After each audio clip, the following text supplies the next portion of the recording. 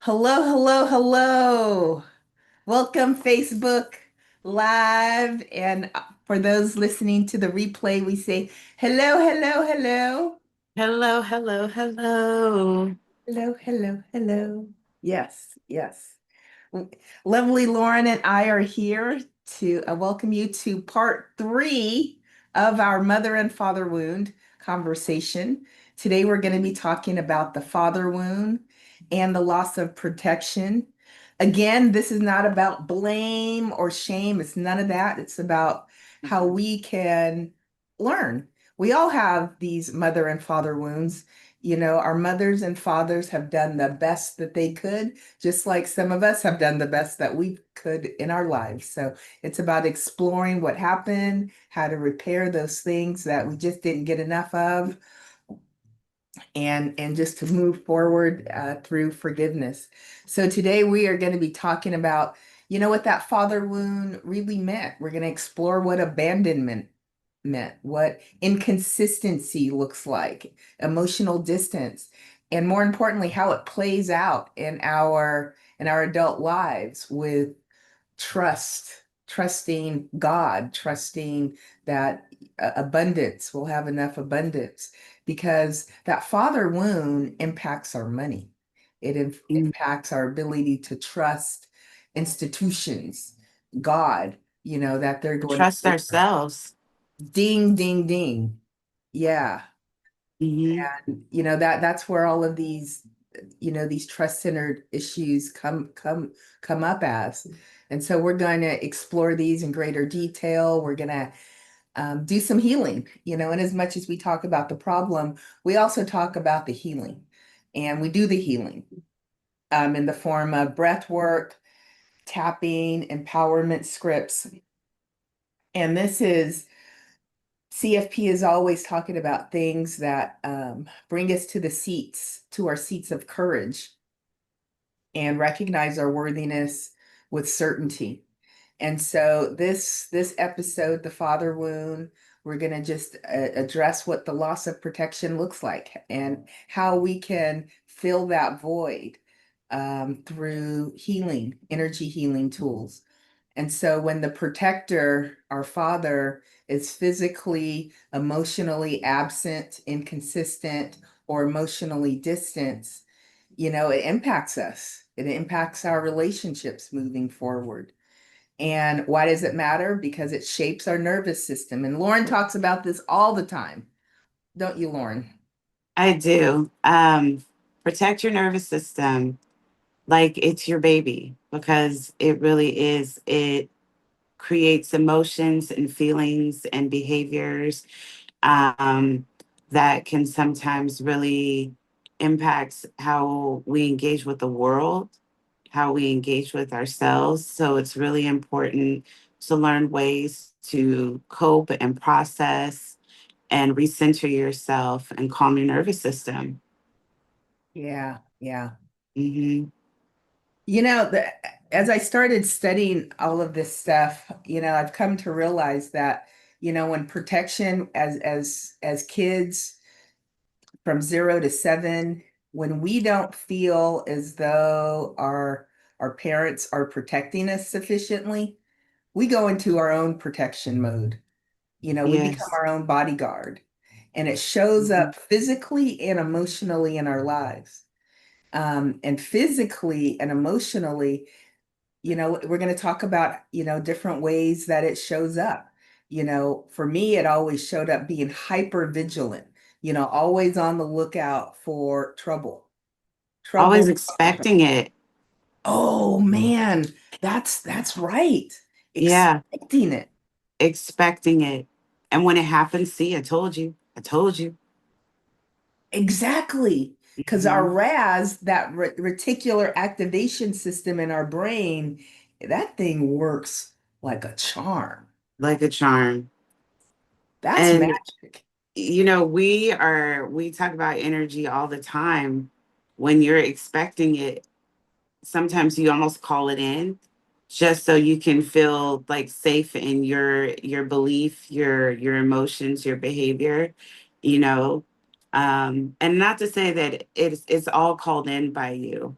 Um, but there's a lot of it. It's just like, I knew this was going to happen. I knew I wasn't safe. Or we'll even find ourselves going into situations which affirm and confirm exactly what we're thinking and feeling. Yeah. You know what, Lauren, that actually reminds me of a conversation we probably should have on this show, and that is this idea of being right, you know. Hmm. Because sometimes when we, the royal we, get into our brains that we're right, we make it right. We will unconsciously, we will make that stuff right. See, I told you. You already knew. I already knew all those things. I was right. Even to our peril. Yes, Oh, we write so much. yeah, we can be the victim of our story. Um, like always finding people that we can prove that we're better than or we know more than.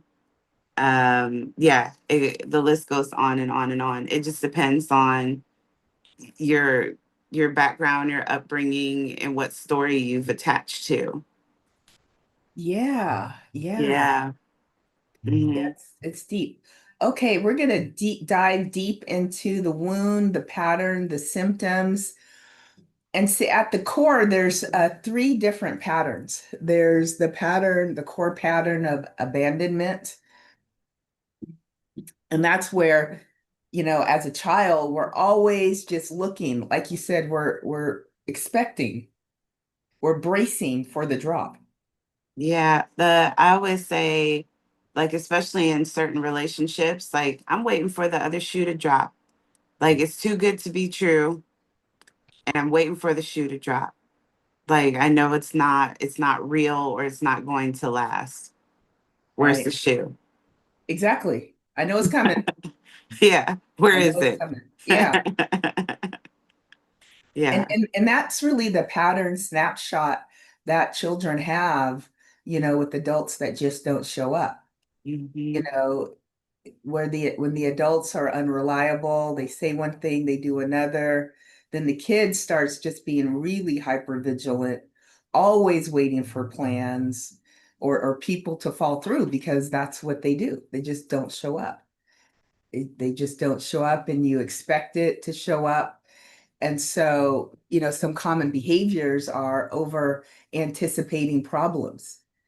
I grew up I mean, one of my jobs was as project management, and that job is all about anticipating problems. So if you're already doing it anyway, you're going to be like uber good at it. Like, oh, I'm going to find all the problems. And then not only do you find all the problems, but you look to address the problems when they occur, and Hmm. you know that they're going to occur because you're already expecting them to occur.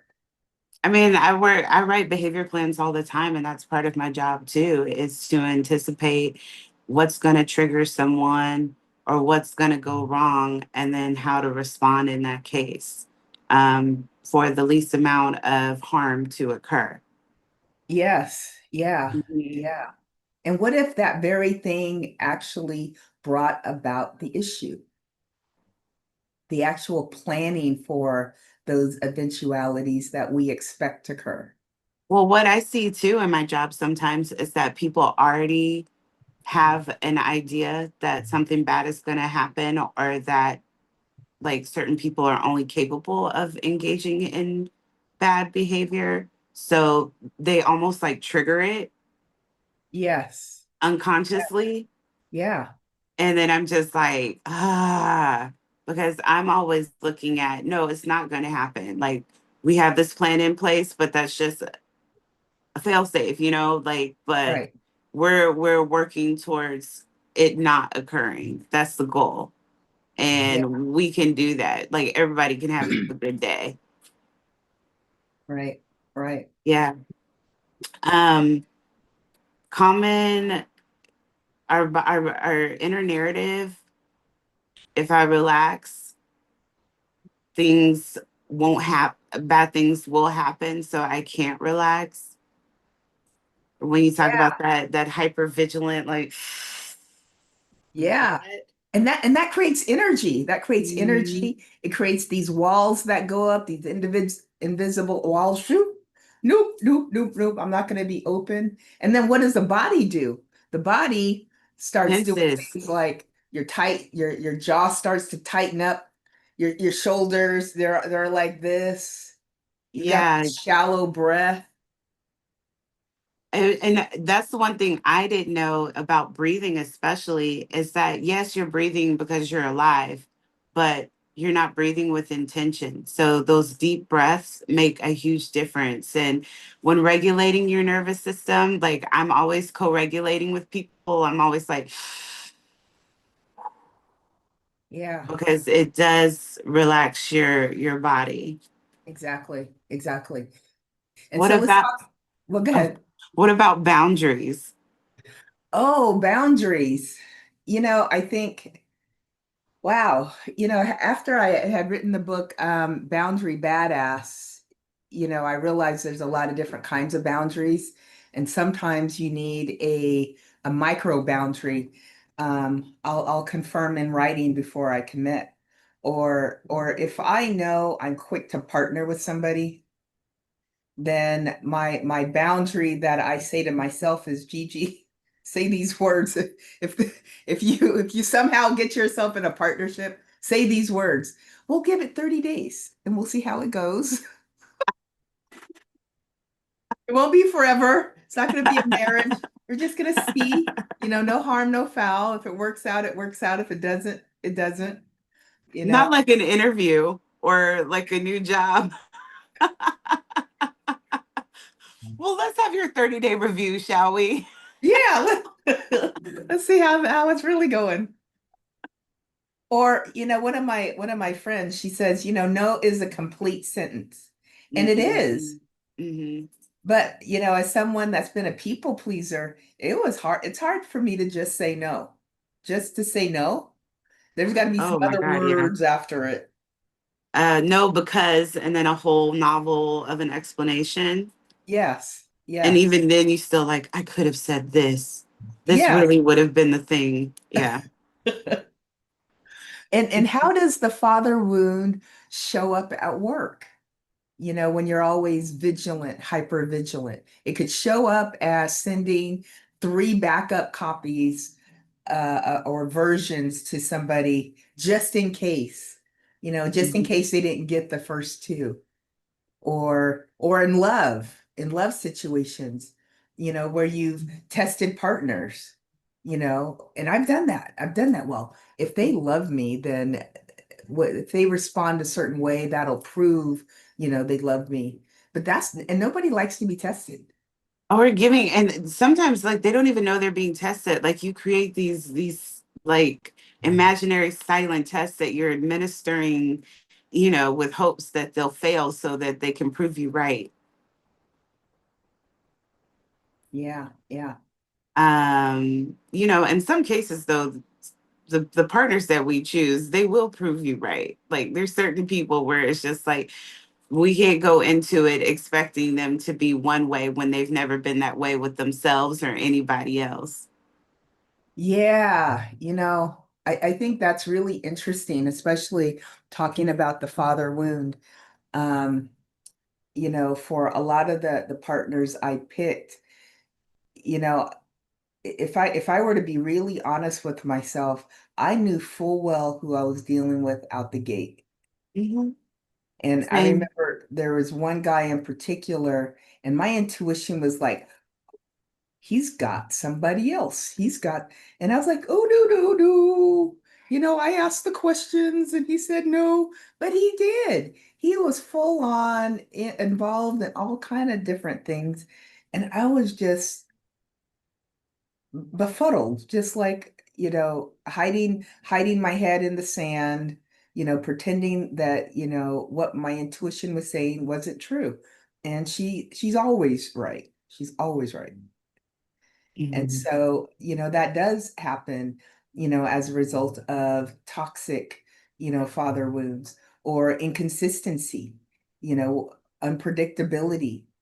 And what typically happens when we experience a lot of that is, we might experience a lot of desire to control or be Oh yeah. perfection, be Oh yeah. perfect. We're going to be, everything you need me to be, I'm going to be that for you. Whatever you like, whatever you like. Was it? Oh yeah. Coming to America, bark like a dog. Roof, roof, Yeah, yeah, up on one foot. yeah. And She then did it you're doing all the flawlessly. things, you're performative, and it's like, I'm going to be perfect so that I can prove to you I'm worth supporting, staying around for, adoring, loving, getting all of the accolades. You become an overplanner. You engage in rigid routines. And sometimes one of the worst things that you can do is you put yourself down. I could do this better. I could be doing this instead. Like nothing ever feels good enough. You're always chasing the goalposts. Right, right, right, right. And how does it show up at work? It could show up as endless edits. Oh my gosh. I don't know how many times I have like a report due and it's 20 pages and I've rewritten it every single time. And then we get in the meeting and people just looks good. And Exactly, I sit exactly. there and I'm like, did you not see how perfectly formatted it was? Did you not see all of the thought I put into it? Did you not see that behavior graph? Did you not? Give me my Oh flowers, yeah, that was people. nice. Yeah. Yeah. Moving on. Yeah, moving Yes. on. Yes. Yes. Yeah. And if you're a creative, is anything ever good enough? No. How many people out there have a book that's like 25% written, but you can't get to the next line because the next line isn't perfect? Or, the graphic that you're picking, it's just not quite right. The colors. We do that all the time. We've got these graveyards of all of our work because we think it's not good enough. And that is one of the common issues from the father wound. Always Mm. trying to go, go, go, do, achieve, achieve, achieve, and not being satisfied with what we're able to do right now. And Yeah, so we either do it or we don't do it, and we tend to not do it. exactly, exactly, exactly. It's yeah, it's frustrating and you're aware of it, but you don't really understand where it comes from. Yeah, And you oftentimes don't understand the impact it's having on you until you've completely shut down. exactly, exactly. And so one reframe I'd like to invite, for the perfectionists out there is progress over perfection. Even making a little bit of effort, of progress on something is better than no progress. Or even consistency beats perfection. Who says you have to, go hard all the time? And we can be easy with yourself. I was on my walk today, I was just reflecting on what I used to do to get my vitamins. And I would buy these fulvic and it was like fulvic and humetrus like vitamins. And they were horrible things in this bottle. And you just take like a shot, a couple shots here and there. And I remember every time I took it, it was like alcohol, really. But it wasn't alcohol. It would just burn. I was like, yeah, but you're getting your vitamins in. Ooh. And I would take it and make this face. And somebody was like, why do you drink that? If it's doing, I could feel it. It would run through my body. And I was like, maybe I can get my vitamins a nicer, easier way. And I do that now because I don't have to go to the mat all the time. I don't have to Mhm. be hard and difficult on myself. How many of you listening can relate to that? You're always doing the difficult things. and making it harder on yourself than you need it to. If you can relate or resonate with that, we'd love to hear from you. Tell us how it plays out in your life. Yeah, I would love to hear about perfectionism. Gigi and I talk about it and laugh about it all the time within ourselves with moving forward with things, including this podcast, right? And we're just here and we're just doing it because we want to, and we're learning along the way. Yes, yes, yes. hmm And Um, sorry. no, go ahead. I also just wanted to kind of circle back again. Paying attention to your body is really important. So, how does it show up in your body? The shoulder tension, the hyper focus, holding your breath. Again, remember to breathe, remember to stretch, remember to take breaks. That's really, really important. Don't continuously beat up on yourself. Who is it serving? It's not even serving you. Yeah. And if your father wound impacted you with some emotional distance, it could have some impact on how you receive affection. Can you receive affection? Can you receive a touch? In a lot of our bodies, we do long for that touch. But, if you didn't experience a lot of that or enough of that from 0 to 7, it can absolutely impact your ability to receive affection, give affection, and I've experienced that, even with my kids.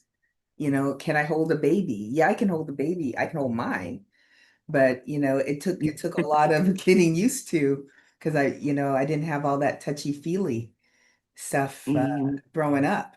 And it can also result in overgiving, anticipating the needs of others because, you just had to be vigilant. You had to be safe and over anticipating the needs of others, really kept you safe. How do you feel about that, Lauren? I it resonates with me, or resonates with me. I see that I am often like either all in or just like don't touch me or whatever. And I've learned that I, I believe it's 8 hugs a day is what we're supposed to receive in order Wow. to have more of a regulated nervous system and feel connected and feel safe and supported. And a lot of people, that's not their normal. That's not what they're seeking. And working with kids in schools and everything like that, uh, the kids run up to you and they're seeking that. And you have to be like, no, that get away, get back.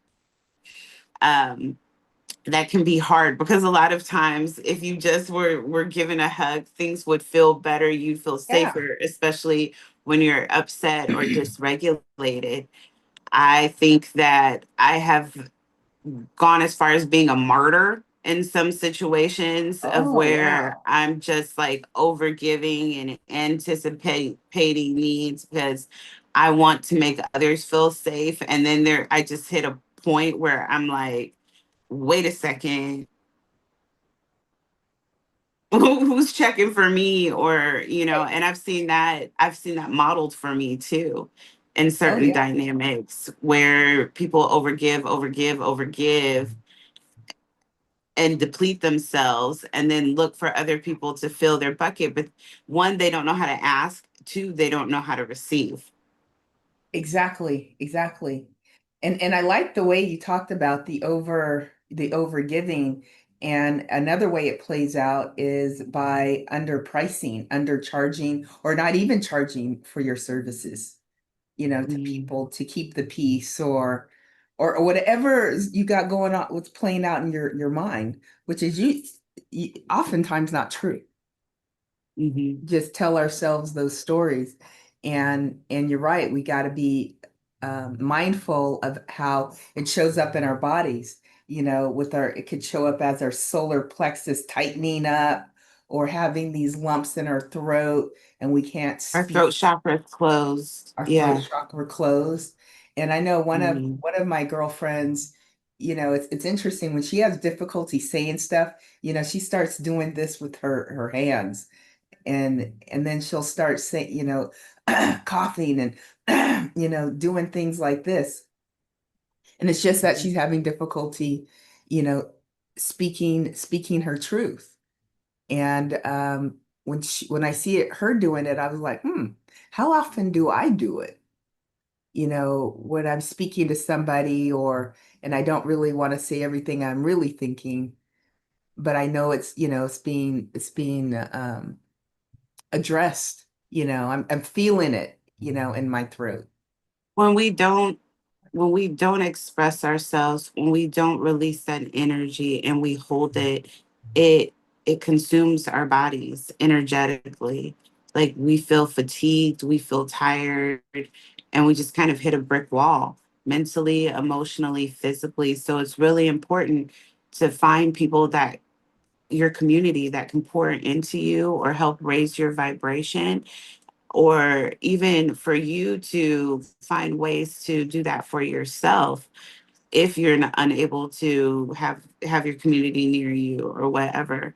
You just have to really be mindful of that and learn how to boundaries is a big word that a lot of people, we've been using it during this podcast, and just in general people have been saying boundaries. I'm learning how to set better boundaries. I'm learning what my boundaries are, boundaries in relationship, boundaries with work, boundaries um, just in my community. So, we don't have to over give in order to be loved. There is a way for us to show up as our genuine, true selves, and that be enough, actually, more than enough. And I think you and I are learning that and seeing that as we navigate through certain parts of our lives. We've learned that. Right, right. Yeah, and I like what you said about the boundaries. There could be, those easy soft no's, like not today, and keep it moving, or a clear no. Nope, that just doesn't work for me. Or it could Mhm. be, some that have some levels to it. No, I can't do that, but I can do, something else. Can that work for you? Um, you talk a lot about our nervous system and keeping that relaxed and calm. Can you talk a little bit more about that? Yeah, so the nervous system, again, that's our wiring. That's how our body tells us what's going on, like fire, fire, or I'm safe.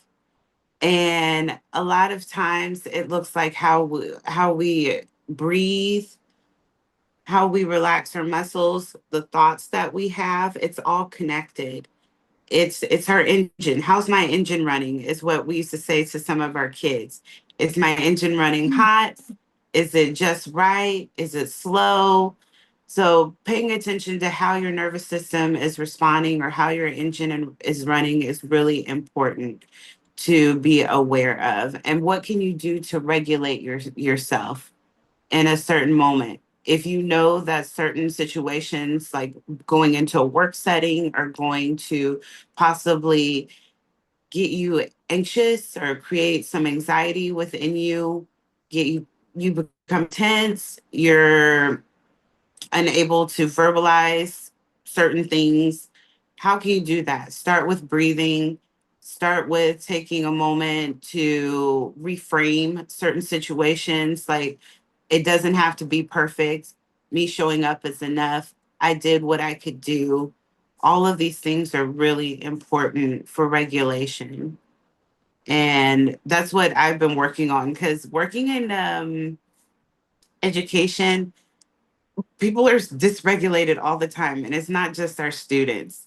When I'm going to respond to a behavior, I'm dealing with dysregulated student, dysregulated teacher, admin, or whoever else is in the space, in the room. And so I'm like, okay, everybody just take a deep breath, because if Right. we're dysregulated, we're not able to make the safest and best choices for ourselves and for others. Right. That's really critical. Well, and that's important along with the breath. I didn't realize, how critical the breath was. But when you think about it, it's the thing we begin our life with and we end our life with, the breath. Mhm. And so we can also reparent ourselves with the breath. And so one technique is the 4-6 breath cycle, and you sit tall with your feet on the ground where you're grounded. You put one hand on your heart, one hand on your belly, and then on the inhale, you count for 4. 1, 2, 3, 4, and you're receiving. You're going to hold for 2 seconds and you're going to contain it. And then you're going to exhale, release for a count of 6. 1, 2, 3, 4, 5, 6. We're going to rest for 2 seconds. And then we're just going to repeat that cycle about 5 times. And so that's a very good way of just grounding into your body and relaxing. You'll get some nice full breaths, in through your nose, into your lungs. And you do that about 5 times. And Mhm. then at the end, you could say something like, I am safe, supported, and protected. And then you open your eyes and you just look around, at things, to anchor in your safety.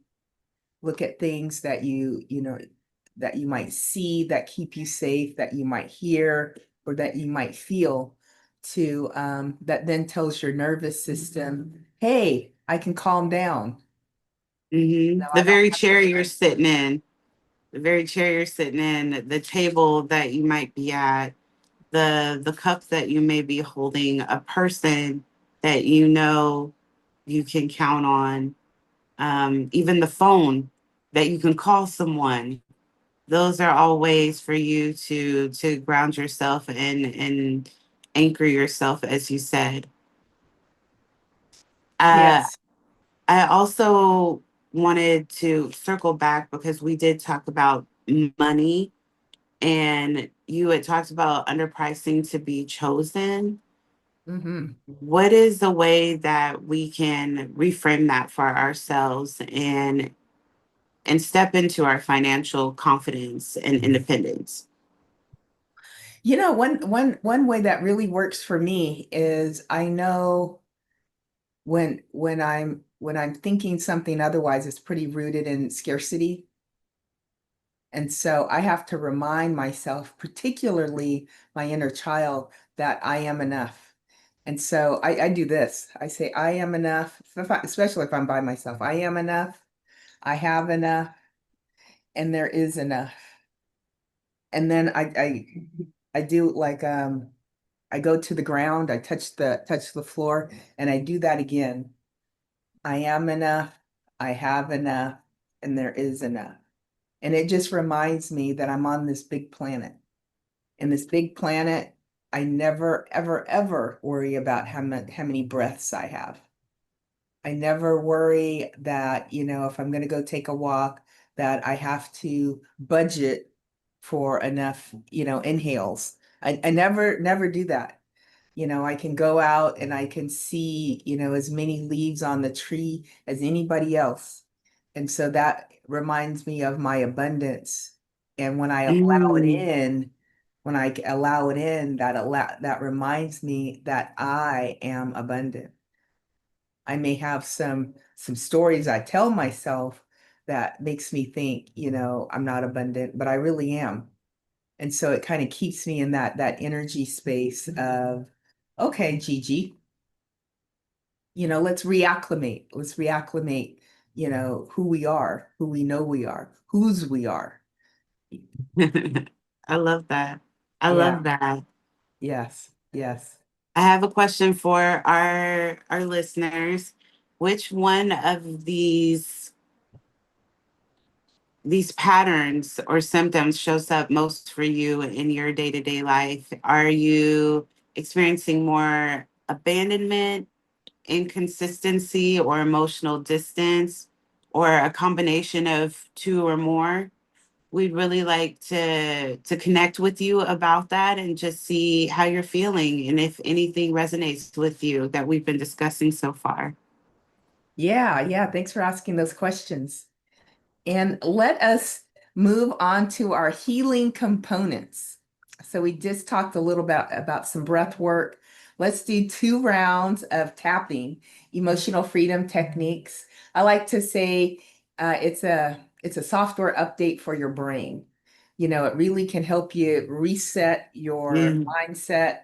Um, it works. it does. It really does. It works. We've been Yeah, doing it for 30 days. yeah. Yeah, yeah. And lots of beautiful manifestations are just coming up like bam, bam, bam within a couple Energetic hours. shifts. Yeah, A lot of energetic energetic shifts. shifts. Yeah. Yes, And yeah. and beliefs, new beliefs. New beliefs. Yes. Okay. So we're going to get ready to do 2 rounds of tapping. This is energy healing, so I invite you to drink water to let all of the dense energy just shift through your body so you can have more space for abundant thinking. So we're going to start with the karate chop point and repeat after me. Do what I say. Even though I learned protection was scarce, Even though I learned protection was scarce, I honor how I survived. I honor how I survived. Even though I had to be on my guard, Even though I had to be on my guard, I'm open to safer support now. I'm open to safer support now. Even though inconsistency trained my nervous system, Even though inconsistency trained my nervous system, I choose steady care today. I choose steady care today. Eyebrow point. I was always bracing. I was always bracing. Side of eye. Protection felt fragile. Protection felt fragile. Under eye. Trust didn't feel safe. Trust didn't feel safe. Under nose. I was hyper independent to cope. I was hyper independent to cope. Under mouth. Body still on alert. Body still on alert. Collarbone. I named this old pattern. I named this old pattern. Underarm. I survived the unpredictability. I survived the unpredictability. Top of head. I honor the protector I became. I honor the protector I became. Release the tapping. We're going to take a deep inhale through the nose, exhale through the mouth with an audible sigh. Now we're going to repattern and restore. Eyebrow point. I choose calm signals now. I choose calm signals now. Side of eye. Steady breath, steady me. Steady breath, steady me. Under eye. I can receive support. I can receive support. Under nose. Boundaries create safety. Boundaries create safety. Under mouth. I trust myself more today. I trust myself more today. Collarbone. I am safe, supported, and protected. I am safe, supported, and protected. Underarm. Worthiness is my baseline. Worthiness is my baseline. Top of head. I let protection live within. I let protection live within. Release the tapping. We're going to take a deep inhale through the nose, exhale through the mouth with an audible sigh. Now just close your eyes and we're going to let lovely Lauren anchor this in with the empowerment script. Okay, everyone. Place your hand gently over your heart. And if you feel called to do so, close your eyes. Let's take a deep breath in and exhale.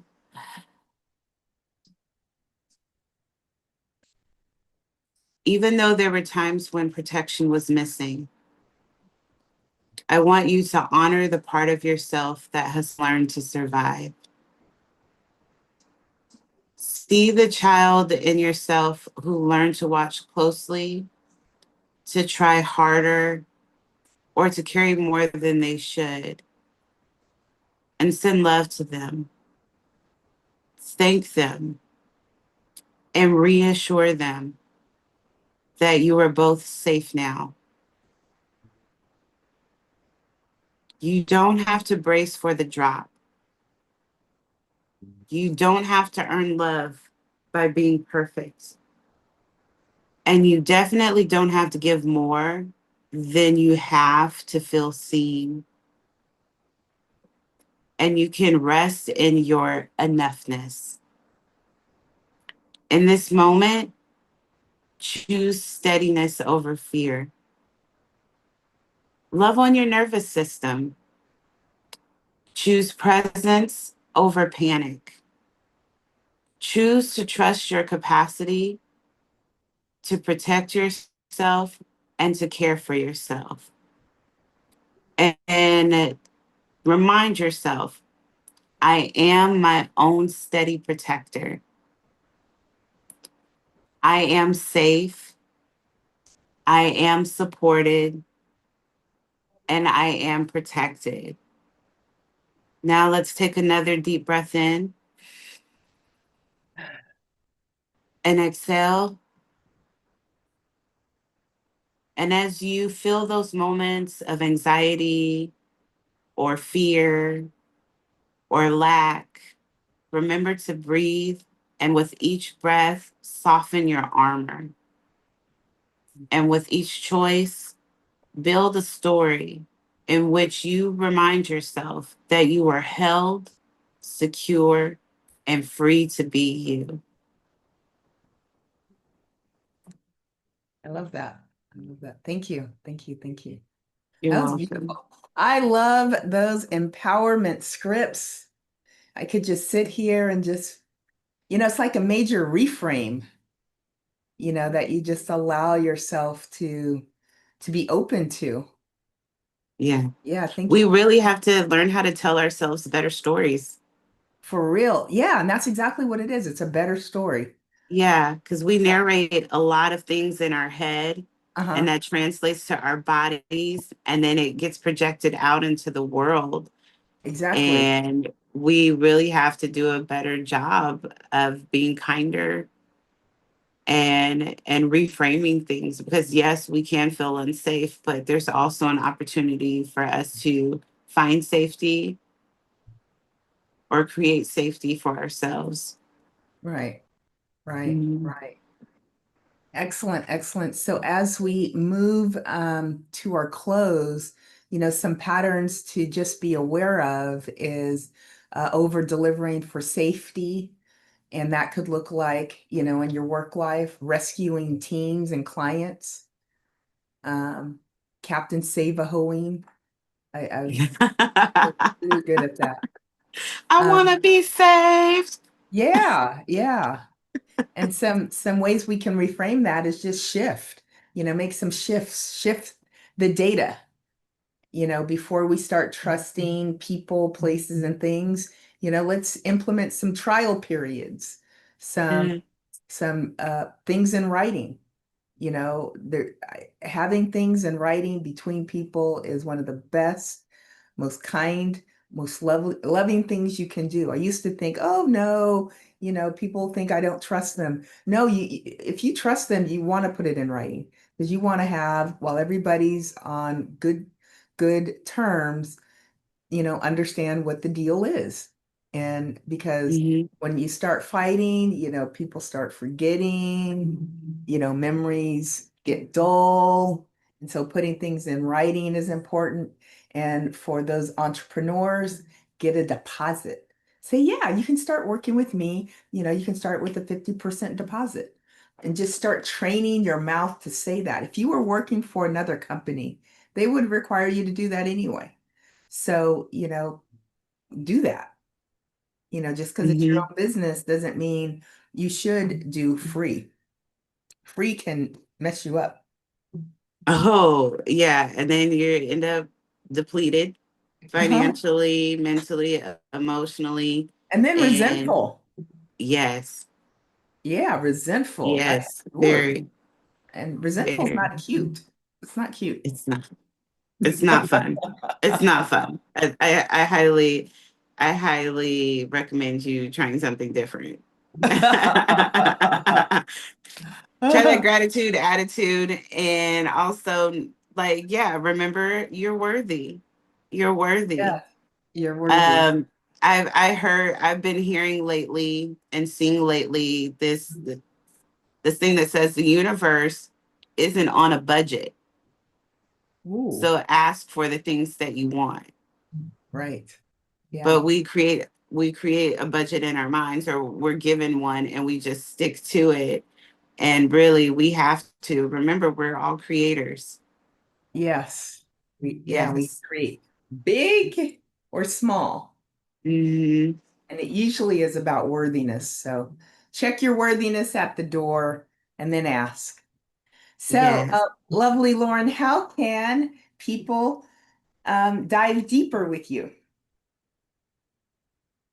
I would like to say that I am currently working on releasing perfectionism and receiving support and help and affirming that I am supported. I'm currently working on my landing page with Dr. Gigi, so that will be available very, very soon. In the meantime, you can reach me at Lauren at tappingwithdrgg.com, and also just on whatever platform that we are sharing these podcasts, just leave a comment and we can connect that way as well. So thank you for asking. And Dr. Gigi, how can we tap in with you? Yes, well, thank you, lovely Lauren. I'm so excited about your landing page and having a way that people can really get in contact with you. People love hearing about you, working with you. You do those great card readings, sound healings, Reiki, and so I'm excited about that. You can find me on all of the major platforms at Tapping with Dr. Gigi. And I would like to share, let's see, let me share my screen. Um, little bit of, do you see the flat, Yes. okay, Yeah. Afrolink Media? Yeah. So at Afrolink Media, we have African American inspired sight card, affirmation cards, Swahili cards, alphabet cards. These are great for youth and the elderly. Beautiful artwork. These are available online and we have print versions available. So I invite you to take a look at those.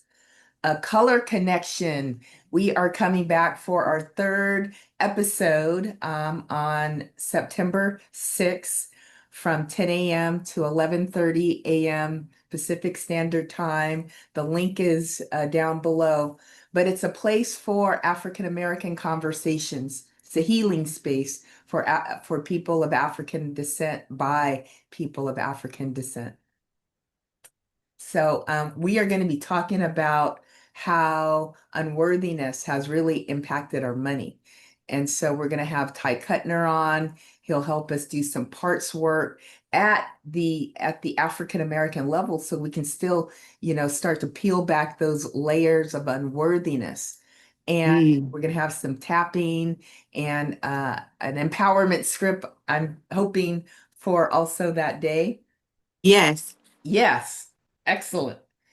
Um, we also have a landing page special. Hey, sisters and brothers, get out of your way. You can get a landing page for just $197, and it can be your first landing to share to the world, what you're offering, and you have gifts and talents that you've been sitting on for way, way too long. So this is a way to stop sitting on them. You don't have to do it yourself.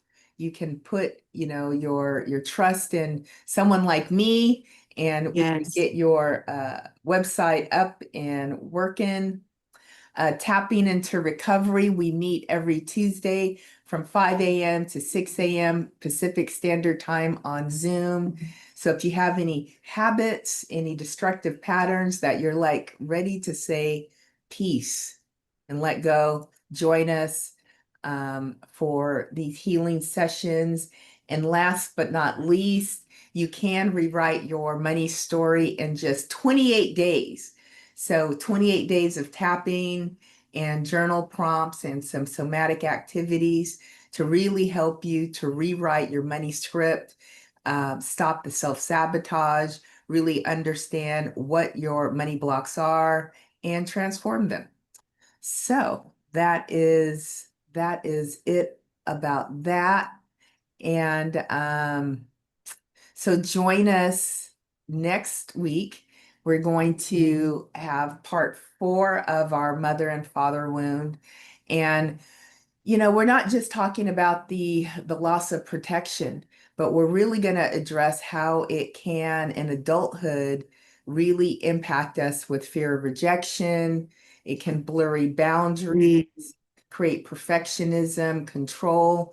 And so we're going to dive deep into that and more importantly, have some healing about fear of rejection, and the loss of protection and what all of that looks like. Lovely, Lauren, do you have any closing reflections? As you mentioned earlier, hydrate, be kind to yourselves, and I hope that you see your worthiness. And yeah, just sending love out to everyone. Thank you. I always enjoy our conversations and wishing you all a beautiful week. We'll see you next Sunday. Yes, next Sunday. If this content resonates, please like, subscribe, and share it with others, and we would be highly appreciative. Thank you, thank you, thank you. Bye-bye.